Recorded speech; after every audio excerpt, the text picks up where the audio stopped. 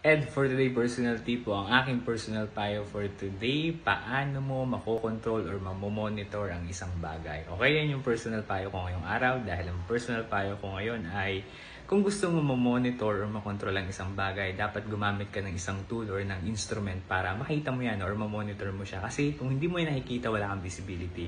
So sa araw na to gusto ko or gusto namin actually ni wife no, na mamonitor yung timbang namin. No? Kasi habang tumatanda tayo, medyo nagigain talaga tayo ng timbang. No?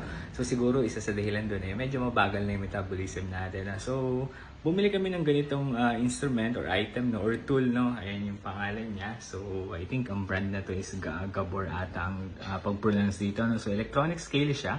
So timbangan, yan yung kulay niya, kulay black.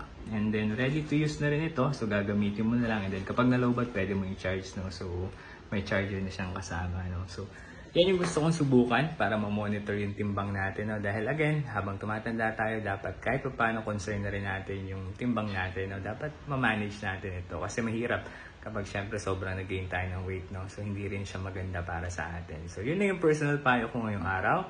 Para ma-monitor, kailangan gumamit ka ng tool or ng instrument para meron kang visibility. Kung nagustuhan mo itong video na to at sa tingin mo makakatulong sa'yo, baka pwedeng pa-like and share. Pwede mo rin palang like and follow ang FB page ko na. And for today, pwede mo rin pala akong follow sa TikTok at pwede kang mag-subscribe sa YouTube ko. Yun lamang. Salamat.